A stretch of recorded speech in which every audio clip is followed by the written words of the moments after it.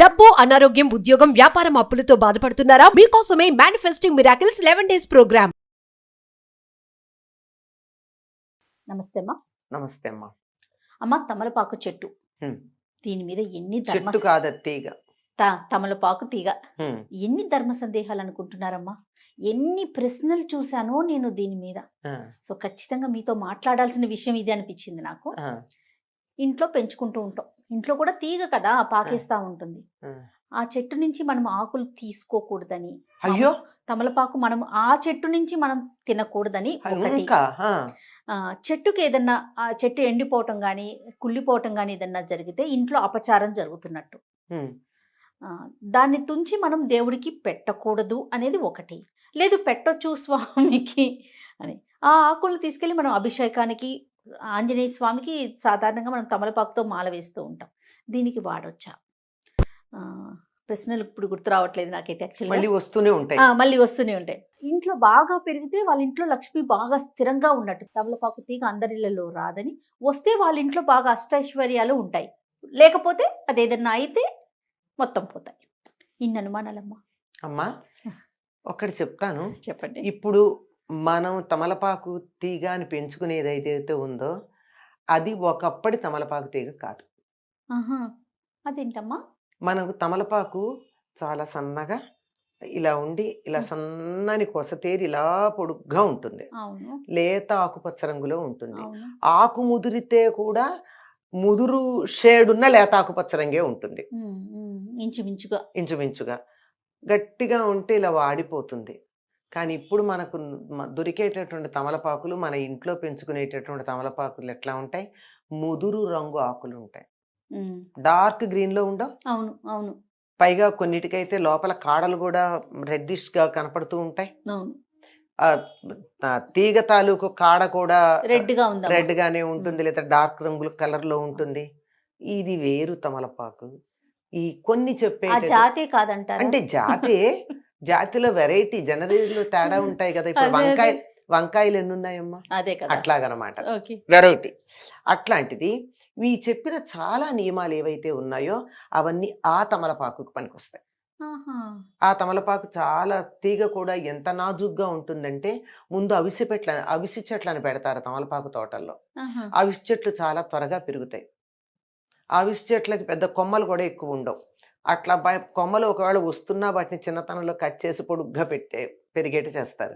చేసి ఒక్కొక్క అవిసి మొక్క మొదట్లోనూ తమలపాకు తీగ పెడతారు. పెడితే ఆ అవిసి మొక్కకి అలా చుట్టుకుని పైకెడుతూ ఉంటుంది అనమాట. ఆ వెళ్ళేటటువంటిది లేతగా ఉండగానే తీస్తారు. అందుకే లేత తమలపాకులా ఉందేనో పదం వాడతాం. గట్టిగా తీసుకొచ్చి ఇట్లా పెడితే అది వాడిపోతుంది. అవును, కొంచెం వేడి దరిదాపుల్లోకి వెడితే. మనం ఇలా బిరుసుగా పెళుసుగా ఉండే తమలపాకు ఏదైతే ఉందో అది ఇందులో ఉన్న ఒక వెరైటీ అంతే. మన పెరుగు తోటకూర, కొయ్య తోటకూర, పిచ్చి తోటకూర, చిలక తోటకూర ఎన్నున్నాయో అట్లా అనమాట. ఇప్పుడు మనకి పెరుగు తోటకూర కాడ వాడిపోయింది అంటాం, ఇట్లా కోసి అక్కడ పెడితే వంట చేసే లోపల అరగంటలో కాడ వాడిపోతుంది ఆకులును. మరి ఆ పిచ్చి తోటకూర తెచ్చి 3 రోజులు అక్కడ పెట్టినా అది వాడదు, ఏం కాదు. ఈ తేడా ఉంది. రైట్. ఈ తమలపాకు గురించి చాలా రకాలైన ఊహలు ఉన్నాయి, అపోహలు ఉన్నాయి. ఒకటి, తమలపాకు ఎవరు పడితే వాళ్ళు సమీపిస్తే చెట్టు చచ్చిపోతుంది, అందులో అనుమానం ఏం లేదు. పీరియడ్స్ ఉన్నటువంటి ఆడవాళ్ళు దగ్గరికి వెళ్ళినట్టయితే చెట్టు వాడిపోతుంది. అందుకే ఆడవాళ్ళను అసలు తమలపాకు తోటల్లోకి రాని ఎరుకూలికి. ఎందుకంటే చెప్పకుండా వచ్చేస్తారుగా కొంతమంది. అందుకని అసలు ఆడవాళ్ళకి తమలపాకు తోటల్లో అనుమతి లేదు. అంటే వెంటనే కొంతమంది ఆడవాళ్ళు తమలపాకులు వేసుకోకూడదండి, తోటలోకి రానిరు. ఇది దానికి ఏం సంబంధం లేదు కదా, సంబంధం లేదు.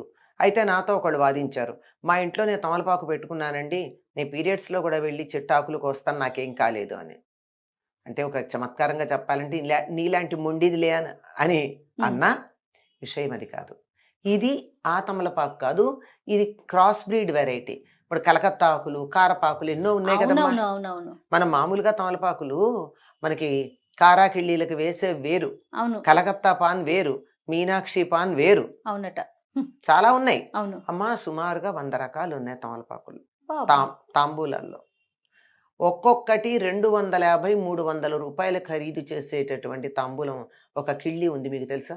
తెలీదు, కానీ చాలా రకాలు ఉన్నాయని తెలుసు నాకు. ఒక్కటి ఇప్పుడు రేట్లు తెలీదు, 15-20 ఏళ్ల క్రితం 200, ఇప్పుడు ఎంతో నాకు తెలియదు. ఎక్కువే ఉంటుంది. అక్కడి నుంచి మనం తీసుకుంటే మనం మామూలు కిళ్ళి కూడా దగ్గరికి వెడితే కూడా సీదాపాన, ఇది ఇంకో పాన, మీఠా పాన, సీదాపాన, చాలియాన, ఇవో చాలా అడుగుతాడు కదా. అవన్నీ తీసుకుంటే ఈ వెరైటీలన్నీ అక్కన పెడితే ఒక్కటి మీఠా పాన్కి నేను చెప్పినటువంటి మన లేత తమలపాకు పడతారు. ఈ కారాకిళ్ళీలు, మీనాక్షి ఇలాంటివి ఉన్నాయే, వీటన్నింటికి కలకత్తా పాన్. ఈ కలకత్తా పాన్కి పాన్ బనారసి వాలా పాట కూడా ఉంది కదా. మొన్న మోడీ గారు కూడా ప్రస్తావించారు, కాశీ గురించి పుష్కరాలకు వెళ్ళినప్పుడు తెలుగు వాళ్ళను ఉద్దేశించి మోడీ గారు మాట్లాడారు. ఆ సభలో ఉండేటటువంటి భాగ్యం నాకు కూడా లభించింది, అదే సభలో నేనున్నాను. ఆయన అక్కడ ప్రస్తావించిన వాటిల్లో ఇక్కడ బనారసి పాన్ చాలా ప్రసిద్ధి, మీరంతా తినండి అని కూడా చెప్పారు ఆయన. అలా అంటే తెలుగు వారి ప్రసిద్ధమైన విషయాలు చెప్తూ బెనారస్లో ఏముంటాయో చెప్పిన వాటిల్లో ఇది చెప్పారు. అటువంటి వాటిల్లో కొన్ని వాడేటటువంటి ఆకులు తేడా ఉన్నాయే, వీటికి నాజూకుతనం ఉండదు, అట్లాంటి చెట్లకి ఏమీ కాదు. ఇప్పుడు మీరన్నటువంటి ఏమీ కాని వాటి సంగతి పెట్టి, మీరన్న ఈ నాజూకైనటువంటి సున్నితమైన తమలపాకు ఉన్నా అది ఇటువంటి ఇబ్బందిలో ఉన్నటువంటి వాళ్ళు, మైల సోకిన వాళ్ళు, ఎవరైనా చావుకెళ్ళొచ్చి బట్టలు మార్చుకోకుండా చెట్టు దగ్గరికి వచ్చినా అవి వాడిపోతాయి అంతే. అందువల్ల వాటి దగ్గరికి వెళ్లకుండా కొంచెం జాగ్రత్తగా ఉండడమే తప్ప ఆ చెట్టు ఏమీ కాదు. ఒకవేళ ఎండిపోయింది అనుకోండి, అవన్నీ 1-2 ఏళ్ల కన్నా ఉండవు. అట్లాంటప్పుడు ఎండిపోతే ప్రమాదం ఏంటమ్మా? ఇంకా లక్ష్మీదేవి వెళ్ళిపోయినట్టు, ఇంటికి అశుభము ఏమీ లేవమ్మా. అయితే ఒకటి ఏం చేస్తారంటే, సాధారణంగా తులసి కానీ ఇది కానీ అవి వాడిపోతే అశుభం అనుకున్న వాళ్ళు ఏం చేస్తారు, ఒక ఏడాది అవ్వగానే అందులో మళ్ళీ ఇంకో మొక్క పెడతారు.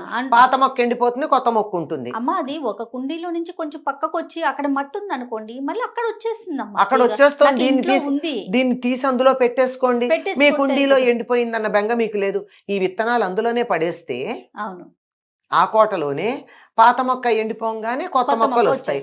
ఎప్పుడూ నీకు నిండుగా ఉండాలి, తులసి కోటలో మొక్క ఉండాలని చెప్పిన ఉద్దేశం తప్ప, ఏ కారణంగా ఎండిపోతే నీకు ఏదో దరిద్రం వచ్చింది అని భయపెట్టేసి ఆత్మహత్యలు చేసుకునే స్థాయికి తీసుకొస్తే ఎట్లాగమ్మా? అవునమ్మా, అవును. అశుభం.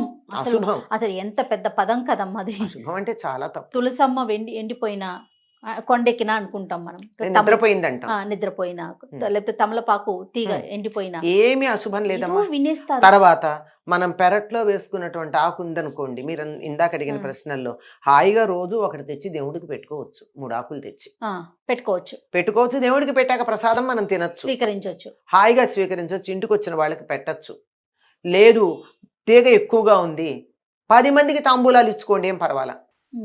ఇంట్లో చేసే అమ్మాయి ఏదో శ్రావణ మాసంలో, ఆషాఢ మాసంలో నేరుడు మేము తాంబూలాలు ఇచ్చుకోవాలమ్మా, త్వరగా పెడతానంటే, మా తమలపాకులు కొనుక్కోకమ్మా, నేను మా ఇంట్లో ఆకులు ఇస్తానని చెప్పి పంపించాను. అంతే సింపుల్ కదమ్మా. అది అందులో ఈ ఆకుల్లో బిరుసుగా ఉండే ఆకులకి ఏమీ వర్తించదమ్మా, సున్నితంగా ఉండే ఆకులకు వర్తిస్తుంది. ఇవి తినచ్చు, అవి తినచ్చు, తప్పేం లేదు. అవి కొంచెం నాజుకు, ఇవి కొంచెం మన స్థాయి, అంతకన్నా ఇంకేం లేదు. అంతేకాని ఏమీ వెంగపడాల్సిన పని లేదు అసలు. ఇలాంటి వాటితో మన జీవితాలని, మన భవిష్యత్తుని, మన ఫ్యూచర్ని ఇవా నిర్ణయించేది. మా అసలుకి ఏం లేకపోయినా చుట్టుపక్కన ఎవరో ఒకరు అనటంతో అదొక టెన్షన్ లాంటిది క్రియేట్. అసలు వాళ్ళని ఎడ్యుకేట్ చేసుకుంటూ పెడితే సరి. మనం వాళ్ళని అనే బదులు మనమే వాళ్ళని ఎడ్యుకేట్ అయితే కాదమ్మా, వాళ్ళు మనంటే మనం బాధపడే బదులు వాళ్ళని ఎడ్యుకేట్ చేద్దాం. అంతే చేసుకోండి. వాళ్ళ మాట మనం ఎందుకు వినాలి, మన మాట వాళ్ళు అంటే సత్యమైనప్పుడు అంతే. మన దగ్గర మనం స్వామి ముందు పెట్టకపోయినా కూడా మనం తీసుకొని తినొచ్చు, తప్పేం లేదు. ఇంట్లో ఉన్న తమలపాకు నుంచి మనం స్వీకరించవచ్చు. సాధారణంగా మనం తులసి చెట్టుకి పూజ చేసే చెట్టుని తీసుకోము, పక్కన ఇంకొక చెట్టు పెట్టుకొని తింటూ ఉంటాం కదా. తినడం కాదమ్మా, దేవుడికి పెట్టడానికి కూడా పూజ చేసే చెట్టు నుంచి తీయం, పక్కన ఉన్నటువంటి దాంట్లో నుంచి తీస్తాం. దానికి పూజ చేస్తూ దాని నుంచి ఎందుకు తీస్తాం? అంచేత ఎప్పుడైతే తీసి అక్కడ దేవుడి దగ్గర పెడతామో, అయిన తర్వాత రేపు పొద్దున బయట పడేయకుండా దాన్ని నోట్లో వేసుకుంటాం, అది మంచిది. కానీ అత్యవసరమై 2వ చెట్టు లేదు, ఇంట్లో పసిపిల్లలు ఉన్నారు, ఆ పసిపిల్లలకి దగ్గు వచ్చింది, బయటికి వెళ్ళే వీలు లేదు, వానగా ఉంది, ఇప్పుడు నేను ఆ నియమం పాటిస్తానని కూర్చుంటే పిల్ల అనారోగ్యం ముఖ్యమా, తులసికి దండం పెట్టమ్మా, నిన్ను నేను దేవతా స్వరూపంగా భావించి నీ అనుగ్రహంగా ఒక ఆకు తీసుకుని నా బిడ్డకి నేను రసం ఇస్తాను అని నమస్కారం చేసి కోసుకుంటే తప్పేం లేదు. ఆవిడ అనుగ్రహిస్తుంది. అంతే. ప్రతి దానికి ఇంత కాంప్లికేట్ చేసేసుకోకూడదు కదమ్మా. Life is very simple and happy అమ్మా. అంతే అంతే. We are complicating it. Yes, exactly. నమస్తే అమ్మా. నమస్తే అమ్మా.